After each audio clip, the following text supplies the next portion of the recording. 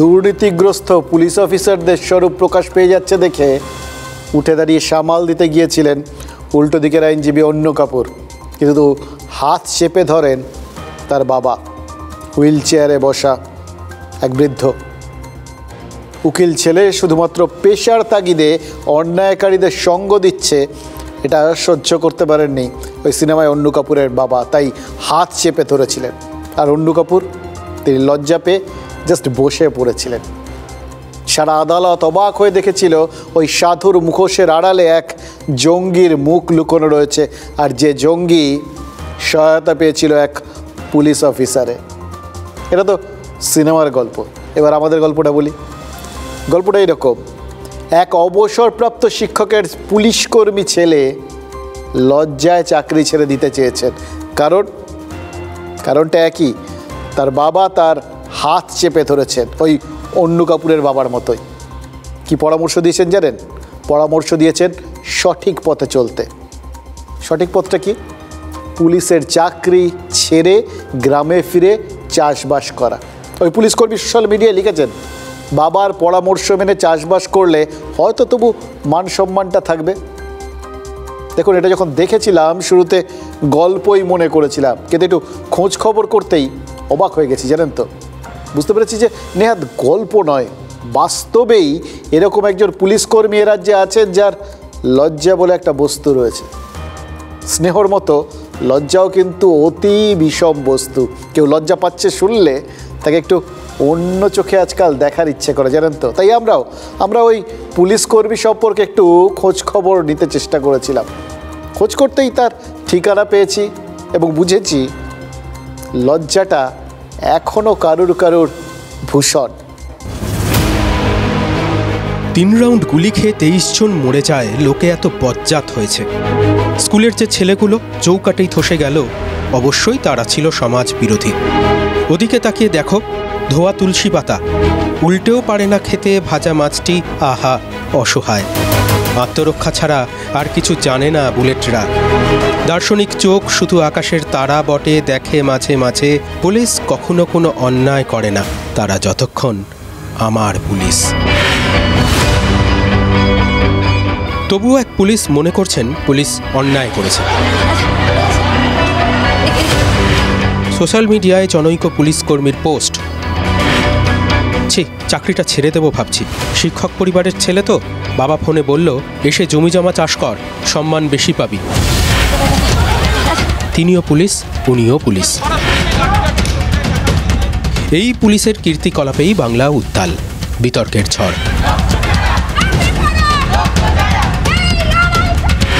চাকরিহারা শিক্ষকের পেটে লাথি। পুলিশ কি কখনো স্কুলে যায়নি, পড়েনি কারো কাছে? পুলিশের ছেলে মেয়ে কি স্কুলে যায় না?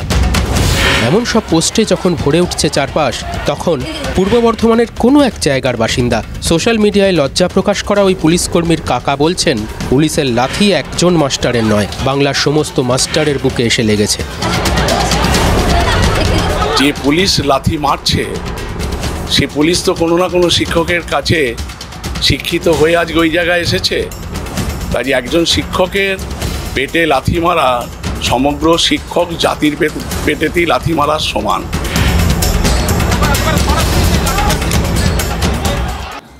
বাবা শিক্ষক, কাকা শিক্ষক, পুলিশকর্মী নিজে ক্যামেরার সামনে আসতে চাননি এবং তার নাম গোপন রাখতে অনুরোধ করেছেন। আমরা তার কথা রেখেছি।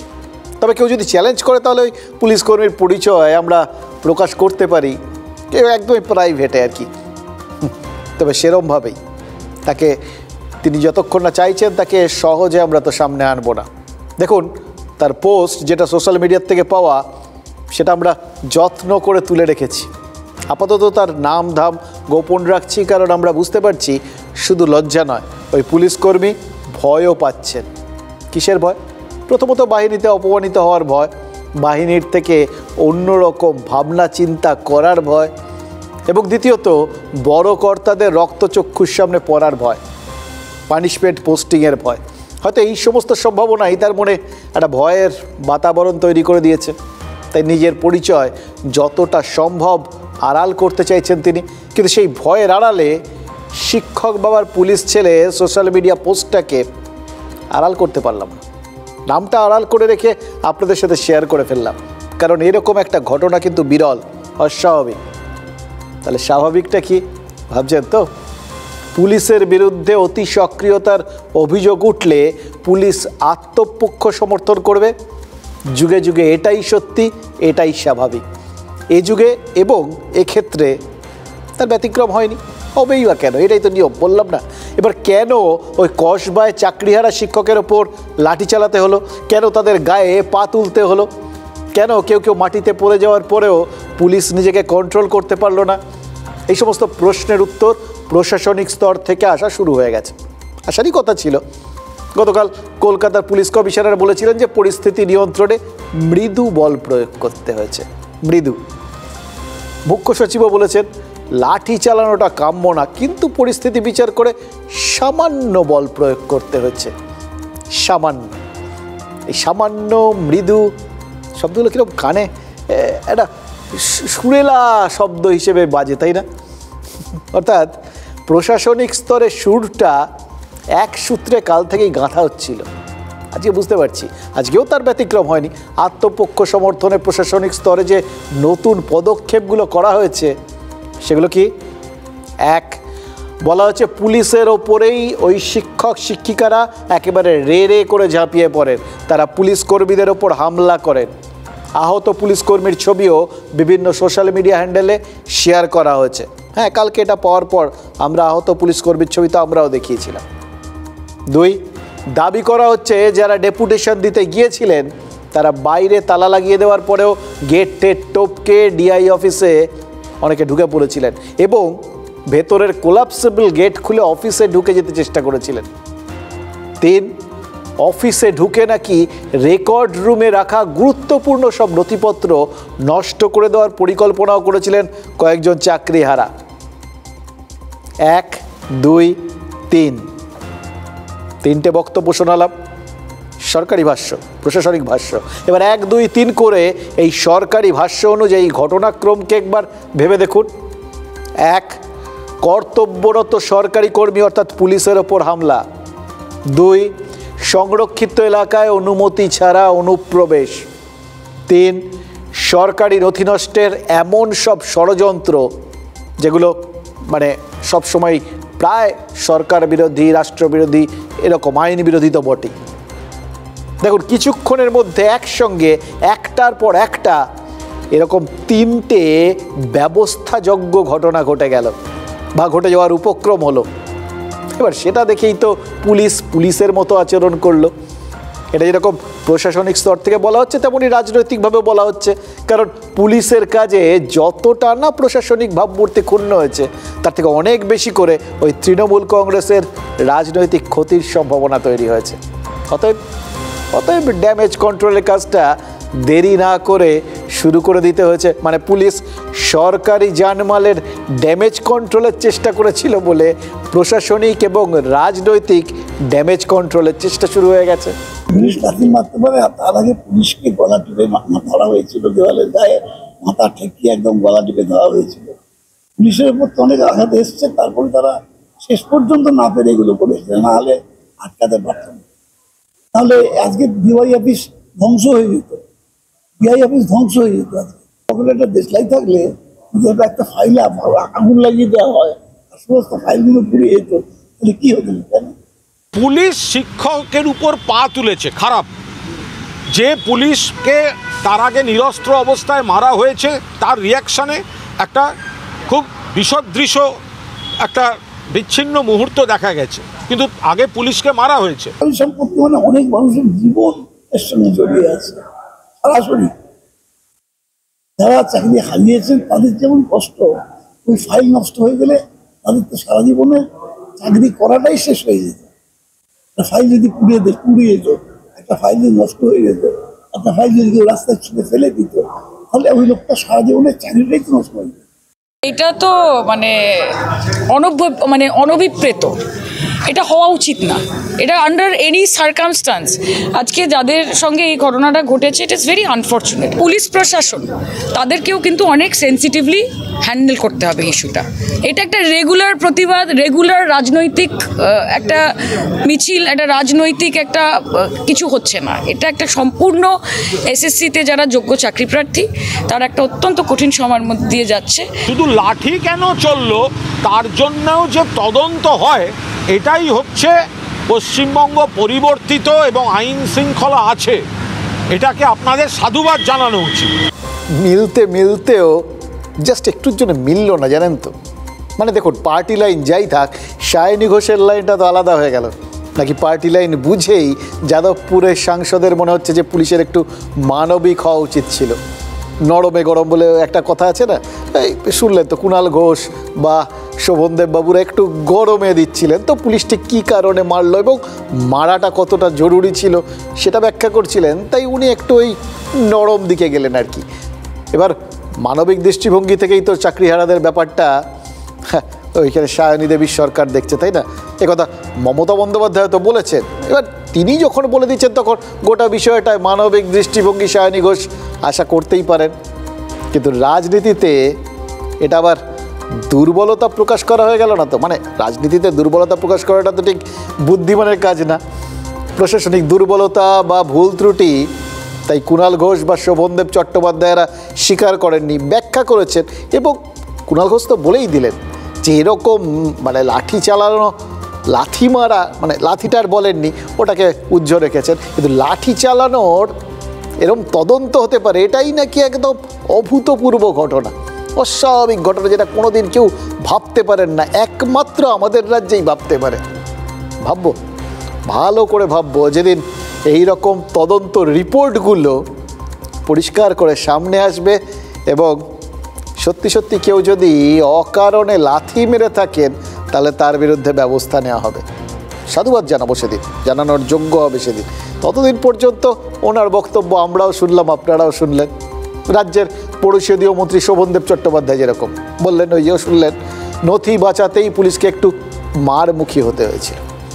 মানে লাঠি আর লাথির যুগলবন্দির কারণ তারা জানেন, আমাদের জানালেন। এবার সবার যদি জানাই থাকে তাহলে কলকাতার পুলিশ কমিশনার ডিসিএসএসডিকে তদন্তের নির্দেশটা দিলেন কেন, এইটা জাস্ট বোঝা যাচ্ছে না, জানেন তো। আর আইন শৃঙ্খলা রক্ষায় লাঠির লাঠিও কবে থেকে পুলিশ ম্যানুয়ালে জায়গা পেল, এটাও কি একটু তদন্ত করা হবে নাকি? মানে অথবা আমরা জানতে পারবো নাকি রণক্ষেত্র, আন্দোলন ক্ষেত্র আর ধর্ণা ক্ষেত্র, এই তিনটে জায়গায় সব চলে। বলে না, everything is fair in love and war, যুদ্ধই তো। যাকে সবসময় অপ্রিয় কথা না তোলাই ভালো, বরং আমরা ওই নথিতে ফিরি। নথিটা খুব ইম্পর্ট্যান্ট জিনিস। নথি মানে তো সম্পত্তি, সরকারি কাগজপত্র, এই সমস্তই। সরকার আর প্রশাসন কি সরকারি নথি রক্ষায় সবসময় একই রকম সচেষ্ট থাকেন?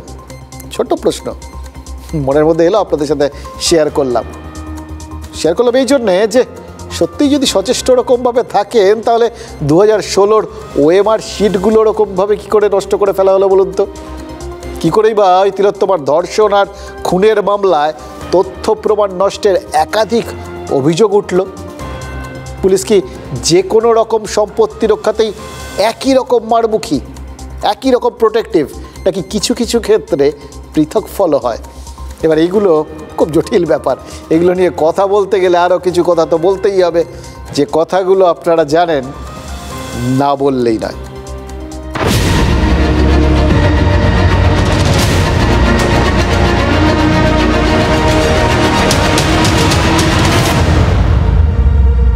দেখুন, ফেলুদা একবার তোপসেকে পরামর্শ দিয়েছিলেন যে মধ্যম নারায়ণ তেল লাগান।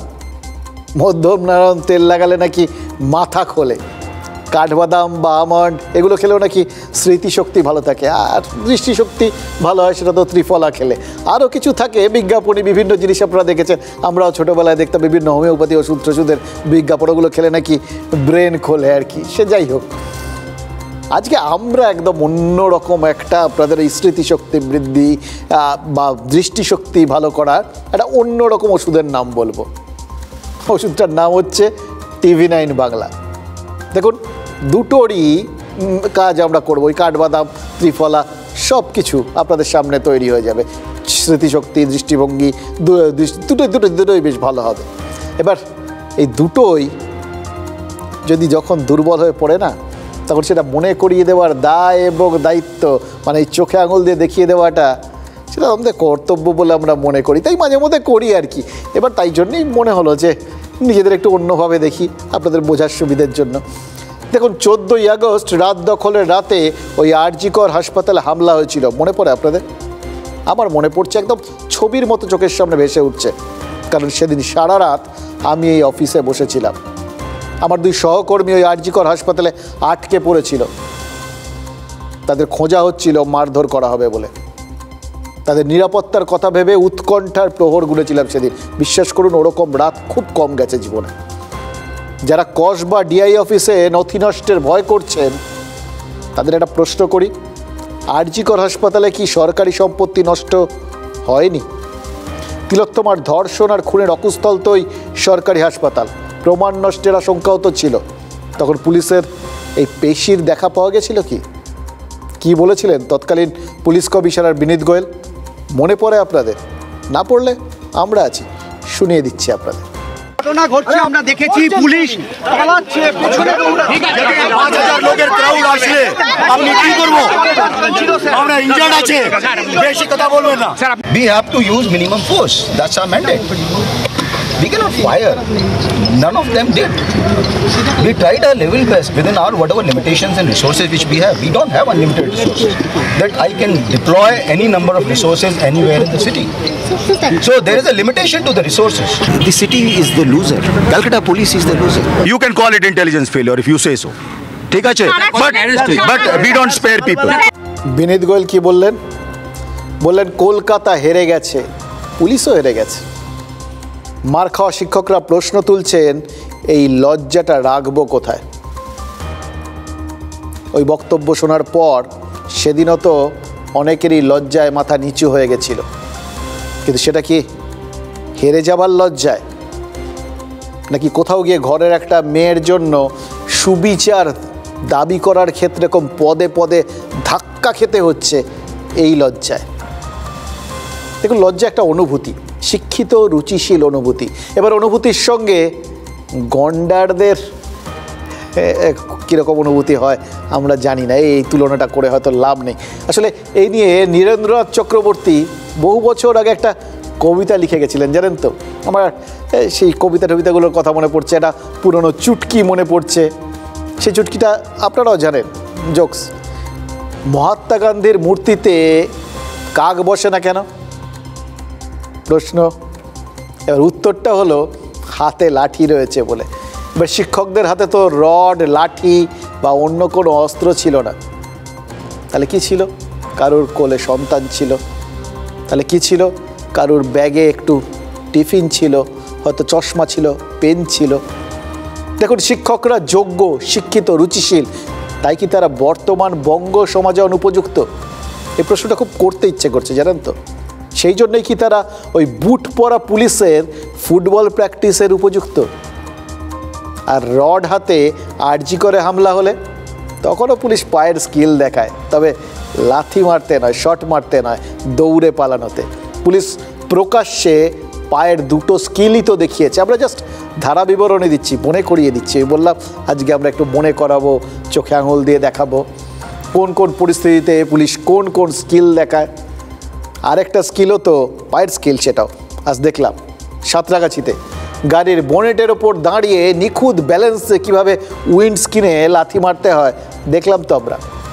জমিয়তে উলেমায়ে হিন্দের ওয়াকফ আইনের প্রতিবাদে সমাবেশ ছিল আজ। হাজার হাজার সমর্থক তারা টেম্পো করে কলকাতার দিকে আসছিলেন। এবার সাঁতরাগাছিতে জ্যাম হয়, আর তখনই সম্ভবত প্রাইভেট কারে বসা কোনো ব্যবসায়ীর সঙ্গে বা তার দেহরক্ষীর সঙ্গে বচসা হয়। তাদের অভিযোগ ছিল যে ওই দেহরক্ষী নাকি অস্ত্র, মানে আগ্নেয়াস্ত্র দেখিয়েছেন। আর তারপরই গাড়ির ওপর হামলা। এক কিশোর দেখলেন তো সোজা বনেটে উঠে উইন্ড স্ক্রিনে লাথি মারল।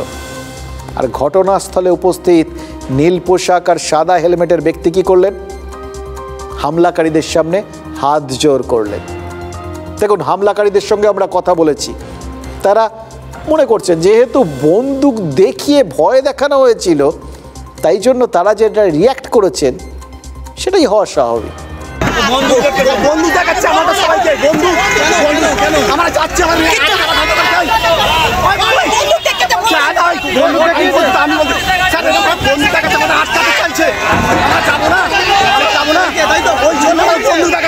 ওয়াক অফ আইনের প্রতিবাদ করতে কলকাতায় আসছিলেন এই জামিয়াত সদস্যরা। এবার তাকে এক ব্যবসায়ীর দেহরক্ষীরা যদি বন্দুক দেখিয়ে থাকেন, তাহলে থানায় যেতে পারতেন। গাড়িতে হামলা চালানোর অধিকার বোধহয় আইন অনুযায়ী কারণে। তার মানে সাঁতরাগাছিতে পুলিশের উপস্থিতিতে পুলিশের সামনে আইন ভঙ্গ হয়েছে, আর আইন ভঙ্গকারীদের সামনে হাত জোড় করছেন কে? নীল উর্দি এবং সাদা হেলমেট পরা ব্যক্তি।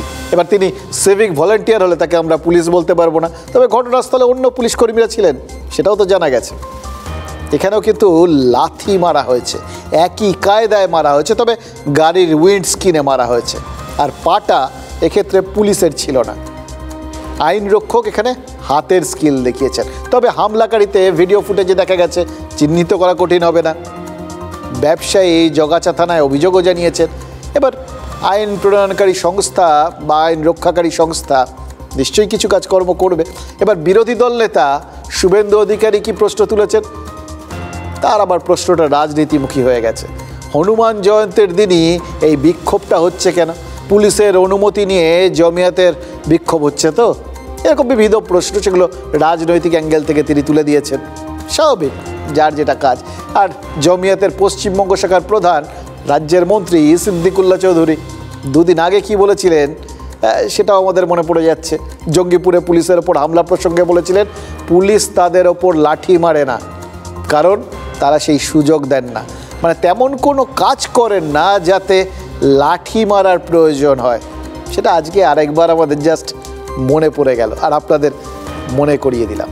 তো দায়িত্ব নিয়ে বলছি, কলকাতায় প্রায় ৪৫ বছর আমরা ওঠা বসা করছি।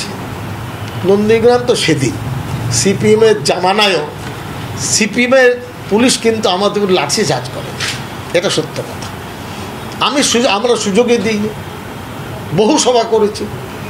তো পুলিশকে লাঠিচার্জ করতে হলে কেন আমি সেটা জানি না। যারাই আন্দোলন করবেন, হিংসাত্মক আলোচনায় আন্দোলন করলে ফেল হয়ে যাবে। হিংসাত্মক পথ যদি ধরা যায় তাহলে আন্দোলনটা ঠিক জায়গায় পৌঁছাবে। আমরা হিংসা চাই না। হিংসা হলে আমরা আটকে যাব, ক্ষতিগ্রস্ত হয়ে যাব, আন্দোলনটা মাঝপথে থেমে যাবে। আর যদি হিংসা না হয় তাহলে আন্দোলন বিভিন্ন রূপরেখা নেবে। দেখুন, একজন অত্যন্ত পরিণত মনস্ক রাজনৈতিক নেতার মতো বক্তব্য রাখলেন সিদ্দিকুল্লাহ চৌধুরী। এর থেকে ভালো বক্তব্য জাস্ট কিছু হয় না, এবং এর থেকে সৎ পরামর্শও তো আর কিছু হয় না। সত্যিই তো, যে কোনো আন্দোলন বিপদগামী হয়ে যেতে পারে যদি সেটা হিংসাশ্রয়ী হয়ে ওঠে। হিংসা রহিত যে আন্দোলন, হিংসাহীন যে আন্দোলন, শান্তিপূর্ণভাবে যে বক্তব্য, তার জোরটাই আলাদা। সেই মহাত্মা গান্ধীর সময় থেকে দেখছি আমরা। কিন্তু পরশু মুর্শিদাবাদের জঙ্গিপুরে সেখানে ওয়াক অফ বিরোধী প্রচারিত পুলিশের ওপর হামলা হয়েছে, পুলিশের গাড়ি জ্বালিয়ে দেওয়া হয়েছে, সরকারি সম্পত্তি নষ্ট হয়েছে, দেদার ইট বৃষ্টি চলেছে। 8ই এপ্রিল রাত পর্যন্ত কার্যত অবাধে ধ্বংসলীলা চলছিল। হামলার মুখে কয়েকজন পুলিশ কর্মী জঙ্গিপুরের একটা হার্ডওয়্যারের দোকানে আশ্রয় নেন। শাটার নামিয়ে 40 মিনিট ওই দোকানের মধ্যে লুকিয়েছিলেন তারা, কারণ বাইরে যারা ছিলেন তারা আর যাই হন ওই চাকরিহারা শিক্ষক নন। পুলিশের সক্রিয় নিষ্ক্রিয় ভূমিকা নিয়ে তুঙ্গে বিতর্ক। কসবায় সক্রিয়, জঙ্গিপুরে কেন নিষ্ক্রিয়, জঙ্গিপুরে কেন পুলিশকে লুকোতে হলো, সেই বিতর্ক যখন তুঙ্গে, তখন TV9-এর হাতে সেই ঘটনার মুহূর্তে পুলিশ কর্মীরা কিভাবে প্রাণ বাঁচিয়েছিলেন তার সিসি ক্যামেরার ফুটেজ। হার্ডওয়্যার দোকানেও কয়েকজন পুলিশ কর্মী আশ্রয় নিয়েছিলেন এবং তারা এই শাটার নামিয়ে দেন। শাটারের ভেতরে তারা এখানে বসেছিলেন, 40 মিনিট তারা এখানে ছিলেন। দোকানদারের সঙ্গে বাকবিতণ্ডা হয়, তার কারণ উত্তেজিত জনতার ঢিল এই দোকানে এসে আছড়ে পড়ে পুলিশ কর্মীদের ভেতরে থাকায়। পুলিশ ঢুকেছিল দোকানে, ওই কারণে এটা মানে হয়েছিল পাবলিক জনতারিতে। শাটার টেনে দিয়েছিল, পুলিশে এসে সব ওরা দিয়ে দেখলাম লাঠি দিয়ে 3 জন ধরেছিল শাটার। হ্যাঁ, শাটারটা পুরো ধরেছিল। কতক্ষণ ছিল ভেতরেও? তো অনেকে চলে গিয়েছিলেন ভেতরে। কোথায় চলে গিয়েছিলেন? কারা চলে গিয়েছিলেন? এই দিকেই ছিল সব, আশেপাশে একদম ভেতরে ঢুকে গিয়েছিলেন। শিক্ষক শিক্ষিকারা রয়েছেন যারা তাদের মিরর ইমেজ চাইতে গিয়ে কসবার ডিআই অফিসে পুলিশের লাঠির আক্রমণের মুখে পড়ে। আর আরেক দিকে জঙ্গিপুরের ঘটনা, যেখানে পুলিশকেই আশ্রয় নিতে হচ্ছে। এখন পরিস্থিতি স্বাভাবিক আছে, মানে নেট পরিষেবা, কেবল পরিষেবা, এগুলো কি স্বাভাবিক চলবে না? 2 দিনের মধ্যে স্বাভাবিক হয়ে যাবে। কালকে বিজেপির একটা এক্স স্যান্ডেল পোস্ট চোখে পড়েছে। সে পোস্টে কি জানানো হয়েছে জানেন? জানানো হয়েছে নদিয়ার কানাইনগরে কাল আগ্রাসী হামলাকারীদের হাত থেকে বাঁচতে এক পুলিশ কর্মীকে একটা পেট্রোল পাম্পে আশ্রয় নিতে হয়েছিল।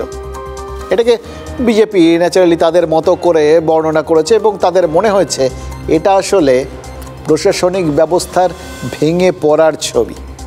মমতা বন্দ্যোপাধ্যায়ের স্ট্যান্ডিং ইনস্ট্রাকশন আছে যে এদের উপরে লাঠিচার্জ করা যাবে না। তারপরে শিক্ষক পেটান, বিজ্ঞানী পেটান, বাকি যাকে ইচ্ছে পেটান, কোনো অসুবিধা নেই। বিজেপির নেতাদেরকে পেটান, পুলিশের কাছে খোলা ছুট, কিন্তু দুধেল গাইদের গায়ে হাত দেওয়া যাবে না। কারণ মুখ্যমন্ত্রীকে দুধ খেতে হবে। খান, উনি দুধ খান, কোনো অসুবিধা নেই। যেদিন বাঙালি হিন্দু সমাজ বুঝবে সেদিন আপনাকে দুধের সাথে সাথে এই দুধেল গাইদের চোনাও খাওয়াবে। রাজ্যে আসলে এই মুহূর্তে দুটো সমান্তরাল আন্দোলন চলছে। একটা ওই চাকরিহারা শিক্ষকদের হাহাকার আন্দোলন, না বলে হাহাকার বলাটাই ভালো। আর কসবায় দেখলেন তো তাদের কীভাবে পিঠে লাথি, পেটে লাথি এ সমস্ত মেরে চেটেছে পুলিশ। আর দ্বিতীয় হচ্ছে ওই ওয়াকফ সংশোধনী আইনের প্রতিবাদে বিভিন্ন ধর্মীয় সংগঠনের বিক্ষোভ। এবার সেই বিক্ষোভগুলো ঘোষিত না অঘোষিত, সেগুলো অনুমতি নিয়ে না নিয়ে, পুলিশকে জানিয়ে না জানিয়ে, এ সমস্ত আমরা জানি না। এগুলো নিয়ে রাজনৈতিক তরজা চলছে, চলুক। কিন্তু এই ধরনের বিক্ষোভে কোথাও কোথাও পুলিশের ওপর হামলা যে হচ্ছে, কোথাও কোথাও সরকারি সম্পত্তি যে নষ্ট হচ্ছে, সেটা তো দেখতে পাচ্ছি। নদিয়ার কানাইনগরের ছবি শেয়ার করার যে পোস্টটা, সেখানেই তো বিজেপি লিখেছে। এবার নজর ঘোরানোর জন্যে ওয়াকফ বিক্ষোভকে তোল্লাই দেওয়া হচ্ছে বলেও তো তারা অভিযোগ করেছেন।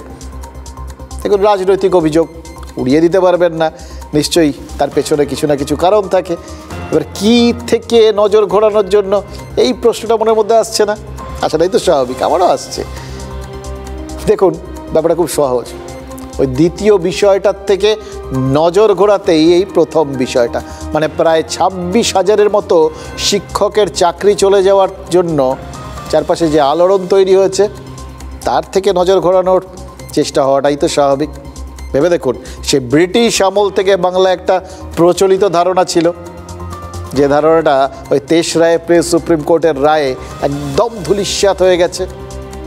কী ভাবতাম আমরা? সরকারি চাকরি পাওয়াটা কঠিন, কিন্তু যাওয়াটা তার থেকেও কঠিন। যারা কাজ হারিয়েছেন তাদের মধ্যে যারা যোগ্য, তাদের বুকের ভেতর কীরকম তোলপাড় হচ্ছে বুঝতে পারছেন। 1971 সালে এরকমই তো একটা পরিস্থিতি বোঝার আর বোঝানোর চেষ্টা করেছিলেন মৃণাল সেন। মিথ্যে, অন্যায়, ফাঁকি, কোনগুলো? সরকার কোনগুলোকে মিথ্যে, অন্যায় আর ফাঁকি বলে মনে করছে? চাকরিহারারা বুঝতে পারছেন না। ওখানে রঞ্জিত মল্লিক বুঝতে পেরে গেছিলেন, কিন্তু চাকরিহারারা তো কী করে বুঝবেন বলুন? একটা লাইন নিশ্চয়ই বুঝেছেন তারা। এটা আমরা যখন যারা ধর্নাতলায় ছিলেন তাদের বক্তব্যে বারবার শুনেছি। যারা অন্যায্য, যারা তাদের চাকরি চুরি করেছেন, যারা তাদের চাকরিগুলো টাকা দিয়ে কিনে নিয়েছেন, তাদের কথা ভেবে তাদের ভেতরে এরকমই তোলপাড় হয়েছিল ওই রঞ্জিত মল্লিকের মতো। দেখুন, তারপরেও আজকের দিনের যারা চাকরিহারা হলেন, তারা কিছুতেই বুঝতে পারছেন না যোগ্য হওয়া সত্ত্বেও তাদের চাকরিগুলো কেন চলে গেল। এত অবুঝ হলে চলে? নেতাজি ইন্ডোরের ওই মানবিক অনুষ্ঠান থেকে কালকের এই লাঠিচার্জ বা লাঠিচার্জ, এটা বাংলা ডিকশনারিতে একটা নতুন সংযোজন, এটা মাথায় রাখুন। কিন্তু এই যে লম্বা একটা পর্যায়ে আর কি, এই পর্যায়ে আমরা যেটা বুঝলাম, তাতে আপাতত মিথ্যে, অন্যায় আর ফাঁকির ডেফিনেশনটা সরকারের কাছে একটু অন্যরকম। সরকারের কাছে মিথ্যে কোনটা? যোগ্যতার ভিত্তিতে পাশ করে চাকরি পাওয়াটা তার মানে মিথ্যে। ওটা সরকার আর শাসক দলের ক্রেডিট। সরকার ছিল বলেই চাকরি মিলেছে, ভাগ্যিস। এবার অন্যায় কি? অযোগ্যদের কারণে চাকরি গেছে, এটা বলাটাই অন্যায়। হয়তো চাকরি গেছে আদালত আর রাজনীতির কারণে, এটাই তো আমরা শুনেছি। শাসক দল বলেছে, সরকার বলে দিয়েছে। আর ফাঁকি? আরে ভাই, সরকারের এত আশ্বাসের পরেও স্বেচ্ছাশ্রম দেওয়ার বদলে পথে নামছেন আপনারা। এর থেকে বড় ফাঁকিবাজি আর কি হতে পারে বলুন তো? এই যে আপনারা স্বেচ্ছাশ্রম না দেওয়ায় স্কুলগুলো জলে পড়েছে, শিক্ষা ব্যবস্থা দফারফা হয়েছে, এটাই তো সরকারের সঙ্গে, সমাজের সঙ্গে সব থেকে বড় ফাঁকিবাজি। শহরে আজ তো এই চরম ফাঁকি দিয়েই ফের একবার পথে নেমেছিল অনেক মানুষ। কোন পথে? 71-এ মুক্তি পাওয়া এই মৃণাল সেনের ইন্টারভিউ সিনেমায় চাকরি পেতে পেতেও চাকরি না পাওয়া রঞ্জিত মল্লিকের কথাগুলো ঠিক যে পথে, সেই পথে। মৃণাল সেনের একটা ছবি মাথার মধ্যে ঘুরপাক খাচ্ছে, দেখাচ্ছি আপনাদের। এই শহরের পথে জেব্রা ক্রসিংয়ে মৃণাল শুয়ে আছেন। রাজপথে শুয়ে তিনি চিত্রনাট্যের অবয়ব জরিপ করছেন। বিখ্যাত ছবি। সেদিন মৃণাল সেন যেখানে শুয়েছিলেন, আজ ঠিক সেখানেই আরেকটা প্রতিবাদ সংগঠিত হলো, এবং কাকতালীয়ভাবে প্রতিবাদটা কিন্তু সেই 3টে কারণেই: মিথ্যে, অন্যায়, ফাঁকি।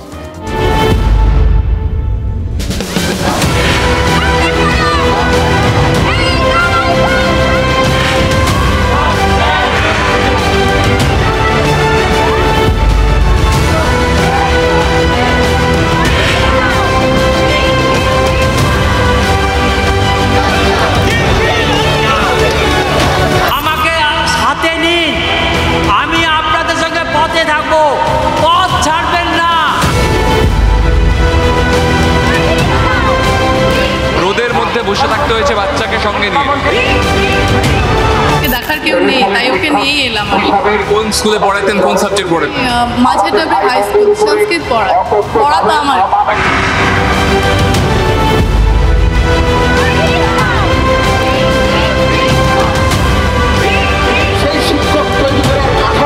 নেতাজি ইন্ডোর স্টেডিয়ামে মুখ্যমন্ত্রী নিজে বলছেন যে তোমাদের পাশে আছি, অথচ সেই পুলিশ মন্ত্রী, তিনি তো পুলিশ মন্ত্রী, তার পুলিশ কিভাবে এরকম গায়ে হাত দিতে পারে?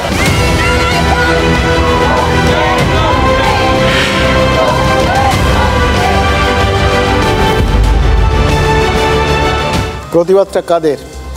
চাকরিহারাদের। প্রতিবাদে কারা? আপনি বলবেন এক্ষুনি তো দেখালেন, চাকরিহারারাই। তাহলে তৃতীয় প্রশ্ন, সঙ্গে কারা? সঙ্গে বয়স্ক নাগরিক, সঙ্গে তিলোত্তম আন্দোলন ডাক্তাররা, সঙ্গে বহু বহু সাধারণ মানুষ। এটাকে আপনি সলিডারিটি বলুন বা সংহতি। আজ শহর মিছিলময়, সহমর্মিতায় মিছিলময়। ওই চাকরিহারারা মিছিল করলেন শিয়ালদা থেকে ধর্মতলার রানী রাসমণি এভিনিউ পর্যন্ত। এই মিছিলের পরেই তো অপেক্ষা করে থাকা প্রশ্নটা ডালপালা মেলে ফেলেছে। চাকরিহারাদের আন্দোলনের নেপথ্যে এই প্রশ্নটার জন্যই জাস্ট ওয়েট করছিলাম, ঠিক ওই তিলোত্তম আন্দোলনের মতোই। তখন তো প্রশ্নটা ছিল, একদম শুরুর থেকে ছিল। আরজি কর আন্দোলনের পেছনে কে? শুরুর দিকে কিন্তু অনেকটা সময় রাজনীতি ছুঁতে পারেনি আন্দোলনটাকে, চেষ্টা করে গেছে কিন্তু পারেনি। কিন্তু যখন ছুঁয়ে ফেললো, ব্যাস তখনই আন্দোলনের দফারফা, আন্দোলন স্তব্ধ। এবার আন্দোলন, প্রতিবাদ এগুলো কিন্তু আসলে রাজনীতির পেটেন্ট। এগুলো আম জনতা বা অন্য কোনো স্তর থেকে করা যাবে না, এটা একদম অলিখিত নিষেধাজ্ঞা, এটা আমরা বুঝে গেছি। কিন্তু আন্দোলনের ক্ষীর, ওটা চেখে না দেখলে হয়। তাই যে কোনো স্তরে, ছোট বড় যেরকম হোক, সেই মুভমেন্টে রাজনীতি সবার আগে পৌঁছে যাবে। আমাদের স্যার ছোটোবেলায় বলতেন, জানেন তো, যুদ্ধ যত ছোটই হোক, জয় করাটা বীরের লক্ষণ। এবার বীর মানেই তো বীরভোগ্য বসুন্ধরা, আর বীর কারা? একমাত্র রাজনীতিকরা। সুতরাং রাজনীতি একমাত্র জিততে পারে, বাকি সবাই নৈব নৈচ। গতকাল কলকাতার জেলায় জেলায় ডিআই অফিস অভিযান ছিল, দেখেছেন আপনারা, আপনাদের দেখিয়েছি সারাদিন ধরে। একসঙ্গে এবং একই সময়ে এতগুলো সংগঠিত প্রতিবাদ হতে পারে? রেজিমেন্টেড রাজনৈতিক দল ছাড়া তো এটা কোনো মতেই সম্ভব নয়। এটা অহংকার। রেজিমেন্টেড রাজনৈতিক দল, সংগঠন ব্যাপারটা একমাত্র রাজনীতির পেটেন্ট। এই অহংকার থেকেই হয়তো কাল রাজনীতি খুঁজছিল সবাই। আজ আরও বড় মুভমেন্ট হলো, সরাসরি না হলেও পেছনে তার মানে নিশ্চয়ই কেউ না কেউ আছে। এটা বলে শুরুর থেকেই অবশ্য একটা ঢিল ছোড়ার চেষ্টা চলছিল। বললাম আজ ঢিলটা ছুঁড়েই দেওয়া হয়েছে, জানেন তো, লাগলে লাগ, না লাগলে তুক। এবার চাকরিহারাদের মুভমেন্টের দুটো পার্ট শুরু হয়েছে আজ। একটা পার্ট এসএসসি ভবনের সামনে অনশন, আরেকটা পার্ট সেখানে রাজপথে মিছিল। এবার পার্ট 1 মানে অনশন মঞ্চে একদম সামনের সারিতে বসে পড়েছিলেন আজ বিজেপির নেতারা। অভিজিৎ গঙ্গোপাধ্যায়, প্রাক্তন বিচারপতি, তিনি প্রথম এরকম নিয়ে বিভিন্ন রায় ঠায় দিয়েছিলেন, সিবিআই বলেছিলেন।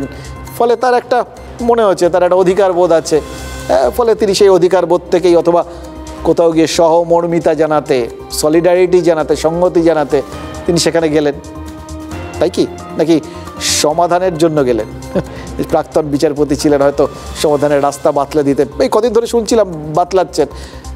নাকি রাজনৈতিক ফয়দার জন্য গেলেন? এটা রাজনীতিকরা বলতে পারবে, বিজেপি বলতে পারবে। কিন্তু একটা জিনিস তো পরিষ্কার, এক পক্ষ গেলে আরেক পক্ষ মাঠে ঢোকার চান্স পেয়ে যাবেই যাবে, হয়েওছে তাই। তিলোত্তমা আন্দোলন কেন একটা সময়ের পর আর এগোতে পারেনি বলছিলাম, ওই রাজনীতির ছোঁয়া লেগেছিল বলে। অনেকগুলো সম্ভাব্য কারণের মধ্যে রাজনীতিটা ছিল সবচেয়ে প্রমিনেন্ট। এবার যতদিন এই আন্দোলনের রাজনীতি ছিল না, যতদিন এই আন্দোলনের স্রেফ আমজনতা ছিল, ততদিন আন্দোলনের চাপে সরকার নত হয়েছিল। দেখেছিলেন আপনারা, বিনীত গোয়েলদের পর্যন্ত সরাতে বাধ্য হয়েছিল, দেখেছেন এরকমভাবে পুলিশ কমিশনারকে সরিয়ে দিতে। কিন্তু নার্ভের খেলা একটা সময় সাধারণের প্রতিবাদ তো হার মানবেই, মানে রাজনীতি হারিয়ে ছাড়বে। তাই তিলোত্তমা আন্দোলন থেমেছে, হেরেছে, কিন্তু মাস কয়েকের মধ্যে ফের একটা সম্ভাবনা আর একটা পূর্বাভাস, অশনি সংকেতও বলতে পারেন। এবার সেই শিক্ষা থেকেই কি, মানে আগের তিলোত্তমা আন্দোলন থেকে শিক্ষা পেয়েই কি এই চাকরিহারারা আজ পোস্টার ঝোলাতে বাধ্য হলেন? বিজেপির নেতাকর্মীরা অনশনস্থল ছাড়ার পরেই আন্দোলনকারীরা পোস্টার ঝুলিয়ে দেন, দয়া করে মঞ্চটাতে কেউ রাজনীতির রং লাগাবেন না। পোস্টার তারা লাগালেন বটে, কিন্তু ততক্ষণে রং যা লাগার সেটা লেগে গেছে। আন্দোলন থামবে না, আমরা এমন কিছু আন্দোলন শুরু করব এবার, যেটা গোটা দেশের কাছে, গোটা দেশের মানুষের কাছে পৌঁছাবে। আমাদের দিল্লিতেও একটা আগামী সপ্তাহে আমাদের যন্ত্রমন্ত্রে একটা পারমিশন করানো আছে। এই যে আন্দোলন, এই ন্যায়ের পথে আন্দোলনে যতক্ষণ না এদের ন্যায্য অধিকার পরিষ্কারভাবে লিখিতভাবে যেভাবে দেওয়া দরকার, যতক্ষণ না দেবে ততক্ষণ শিক্ষক সমাজ রাস্তায় আছে, সাধারণ মানুষ রাস্তায় আছে, আমরাও জুনিয়র ডাক্তারের পক্ষ থেকে সঙ্গে আছি। এসেছি এদের প্রতি সহমর্মিতা জানাতে এবং এই কথা বলতে যে ভেঙে পড়বেন না, লড়াইটা জারি থাকবে, আমরাও আপনাদের পাশে সম্পূর্ণভাবে আছি। অ্যাপয়েন্টমেন্ট লেটার আগে ডিআইয়ের কাছে বারবার ভেরিফিকেশন হয়, তাহলে এত অযোগ্য ছেলে মেয়ে যারা চাকরি পেয়ে গেল, তাহলে ডিআই ভেরিফিকেশন কেন করেননি? এই প্রশ্ন তারা কাকে করবে? ডিআই কে করবে নাকি পঞ্চায়েত দপ্তরে গিয়ে করবে? পেটে লাথি পড়েছে, তা গোটা পৃথিবীর কাছে, গোটা ভারতবর্ষের কাছে বাঙালি হিসেবে আমাদের লজ্জা। তা বাংলা জুড়ে সব জেলায় তারা সিপিএম, কংগ্রেস, বিজেপি, মূলত রামবাম, তাদের এই চক্রান্ত চাকরি খাওয়ার রাজনীতির বিরুদ্ধে মিছিল করবে। জিঘাং সন্তং জিঘাং সিয়াত, একটু কঠিন করে বললাম আর কি, মানে বুঝলেন তো? এর মানে হলো হননকারীকে হনন করা দোষের নয়। এক্ষেত্রে হননকারী কারা? যারা রাজনৈতিক ফয়দা হনন করতে নেমে পড়ে আর কি, মানে কোথাও গিয়ে শাসকের গর্ব, আধিপত্য, কর্তৃত্ব এগুলো নিয়ে প্রশ্ন তোলে। ফলে এটা তো বিরাট বড় অপরাধ। এটাকে হনন করা মানে এটাকে দমন করা বিন্দুমাত্র দোষের নয়, এটাই তো নিয়ম আজকের দিনে। শাসক মনে করেছে যে চাকরিহারারা পথে নেমে শাসক ও সরকারের চরিত্র হনন করেছে, অতএব টার্গেট করো। এবং টার্গেট করার একটা ফিক্সড আর ওই টেস্টেড ফর্মুলা রয়েছে, যেটা ওই তিলোত্তমার সময় কাজে লেগেছিল। খেয়াল করে দেখুন, প্রথম যখন ওটাতে রাজনীতির রং লাগানো হয়েছিল, প্রথম যখন দেখে দেওয়া হয়েছিল, তখনও বলা হয়েছিল রাম আর বাম রয়েছে এটাতে। এটা হচ্ছে ফার্স্ট স্টেপ। তারপর ধীরে ধীরে আরও সেগ্রিগেশন হয়, আরও ভাগ যোগ হয়, আরও নির্দিষ্ট করে হয়। এটা হচ্ছে ফার্স্ট কাট। এরপর আরও স্পেসিফিক হবে আর কি, যেরকম ওখানে বাম এবং অতি বামে গিয়ে ব্যাপারটা ঠেকেছিল। বাম এবং কংগ্রেস কোথাও গিয়ে এখানে ঠেকেছে। বাম, কংগ্রেস এবং রাম তিনজনকেই একসঙ্গে কুণাল ঘোষ দাগিয়ে দিয়েছেন, এক ফর্মুলা। দেখুন, তৃণমূল মাঠে ঢোকার চেষ্টায় ছিল, মাঠে ঢোকার এন্ট্রি পাসটা ওই বাম আর বিজেপি দিয়ে দিয়েছে। এটাই তো ব্যাপার। বিজেপি আজ শুধু অনশন মঞ্চেই তো যায়নি, মিছিলও করেছে তারা। আর বাম ছাত্র সংগঠন এসএফআই তারা কলেজ স্ট্রিট অবরোধ করেছে। দেখুন, যদিও বামেরা সরাসরি আন্দোলনে থাকেনি, কিন্তু বাদশা মৈত্ররা তারা তো বাম মনোভাবাপন্ন, মিছিলে ছিলেন। তার মানে আন্দোলনে সিপিএম রয়েছে, এটা প্রুফ করা তো শাসকের কাছে জাস্ট বাঁ হাতের কাজ। বাকি রইল কে? কংগ্রেস আছে তো, তারাও আজ পথে নেমে পড়েছে। দেখুন, কুণাল ঘোষ তিনি সাংবাদিকতা বটে, তিনি তথ্য প্রমাণ ছাড়া তো কোনো কিছু বলেন না, অকারণে কিচ্ছু বলেন না। দেখুন, সত্যিই তো সবাই নেমে পড়েছিল, যারা নেমেছে তাদের তিনি একটা ব্র্যাকেটের মধ্যে এনে দিয়েছেন টোটাল বিরোধী, বাম, কংগ্রেস, বিজেপি, কমপ্লিট। এই বিরোধীরা সরকারের ভাবমূর্তি হনন করবে আর সরকার চুপ করে বসে থাকবে নাকি? ফলে শাসক, দেখুন, শাসক সবসময় তাদের যে মানে এক্ষেত্রে হননের ক্ষেত্রে হন্তা মানে এটা দমন, সেটা করে কিন্তু রাজনৈতিক পথে। এটা রাজনীতিকদের নাকি নিয়ম, তারা কখনো অরাজনৈতিক কিছু করেন না। বাকি যেগুলো আপনারা দেখেন ওগুলোতে রাজনৈতিক যোগ থাকে, ওগুলো ঘটে যায় আর কি। তো শাসক কর্মসূচি নিয়ে ফেলেছে সরকার, অর্থাৎ প্রশাসন। গতকাল লাথি আর লাঠির কারণে একটু ব্যাকফুটে ছিল, বুঝতেই পারছেন, যেভাবে পরপর সাংবাদিক সম্মেলন হয়েছিল, মুখ্য সচিব পর্যন্ত এসছেন, কমিশনার এসছেন, আজ একেবারে ফ্রন্ট ফুটে। পুলিশের তরফে গতকাল সাফাই দেওয়ার চেষ্টা হয়েছিল, আজ কলকাতা পুলিশের তরফে একদম পোস্ট করে কাউন্টার অ্যাটাকে যাওয়া হয়েছে এবং চাকরিহারাদের নামে কেস পর্যন্ত দেওয়া হয়েছে। নইলে দেখুন, পুলিশকে আক্রমণ করেছে, সরকারি সম্পত্তি নষ্ট করার চেষ্টা করেছে, অনুপ্রবেশ ঘটিয়েছে অনধিকার প্রবেশের জায়গায়, এরকম এতগুলো অন্যায় কেউ করবে তার এগেনস্টে কেস হবে না, এটা হয় নাকি? গতকাল ওই লাথি ব্যাপারটার থেকে একটু দূরে থাকার চেষ্টায় ছিল তৃণমূল। শিক্ষামন্ত্রী তো বলেছিলেন পুলিশের ব্যাপারটা সেটা শিক্ষা দপ্তরের আওতায় নেই, যুক্তিগুলো পোক্ত হচ্ছিল না বোধহয়, তাই আওতার বাইরে রাখা হচ্ছিল। আজ এত বড় মিছিল দেখে পাল্টার একটা আকার দেওয়ার চেষ্টা হয়ে গেছে, জানেন তো। এবং তার জন্য বেস্ট রাস্তা কি রাজনীতির? চেনা ফর্মুলা, আগে কোথায় কি হয়েছে খুঁজে বার করো, রেফারেন্স ফ্রেম দাঁড় করাও, একটা দাগের পাশে আর একটা দাগ দাঁড় করিয়ে দাও। একটা অন্যায় হলে অতীতে কোন অন্যায় হয়েছিল সেটা খুঁজে বার করো। এই প্রশ্নটা কিন্তু কেউ করবেন না যে কোথাও একটা অন্যায় হয়েছিল, এটা আরেকজনকে অন্যায় করার অধিকার দেয় নাকি? একটা অন্যায় যদি সমালোচনার যোগ্য হয় তাহলে তো আরেকটা অন্যায় সেটাও একই অন্যায় হলে একই রকম সমালোচনার যোগ্য, এইগুলো বলা যাবে না। সুতরাং রাজনীতি চেনা ফর্মুলায়। যাদবপুরে ওম প্রকাশ মিশ্রকে লাথি মারা হয়েছিল কেন প্রশ্ন উঠে এসছে। দ্বিধা দ্বন্দ্ব কাটিয়ে পুলিশের ওপর ব্যাগ চালাতে নেমে পড়েছে শাসক দল। এবার পুলিশের লাথির জবাবে ওম প্রকাশ মিশ্রর লাথি। দেখুন, রাজনীতি কিন্তু একটা অদ্ভুত সমানুপাতে বিশ্বাস করে, সেম জিনিস দিয়ে ভারসাম্য বজায় রাখে আর কি, এবং এটার মধ্যে কোনো ডিসপ্যারিটি নেই। লাথি বনাম লাথি, লাঠির বদলে লাঠি, লাথির বদলে লাঠি হবে না। রাজনীতি একটা সততা আছে, রাজনীতিতে লাঠি আমরা দেখেছি, কল্যাণ বন্দ্যোপাধ্যায়ের প্রেস কনফারেন্সে চুলিও দেখেছি, কিন্তু সেটা চাপা পড়ে গিয়ে এখন শুধুই লাথি। যাদবপুরে তৃণমূলপন্থী অধ্যাপক ওম প্রকাশ মিশ্রকে কারা মেরেছিলেন, আদৌ মেরেছিলেন, কে মেরেছিলেন, না মেরেছিলেন সেগুলো এখনও কিছু জানা যায়নি, কিন্তু তবু তর্কের খাতিরে এবং অভিযোগের ভিত্তিতে ধরে নিলাম কেউ না কেউ মেরেছিলেন। কারা মেরেছিলেন চেনা যায়নি, কিন্তু যারাই মেরেছিলেন নিশ্চিতভাবেই তারা শাসক দলের বিরোধী মনোভাবাপন্ন। এর বদলাটাই কি পুলিশ নিল? যদি ওইটার বদলে এইটা রেফারেন্স হিসেবে দাঁড় করানো হয়, মানে পুলিশের লাথির বদলে ওম প্রকাশ মিশ্রের লাথি খাওয়ার ঘটনাটাকে তুলে ধরা হয়, তাহলে তো এই প্রশ্নটা উঠবে, কোথাও গিয়ে এই বদলা নেওয়ার দায়টা কি পুলিশের?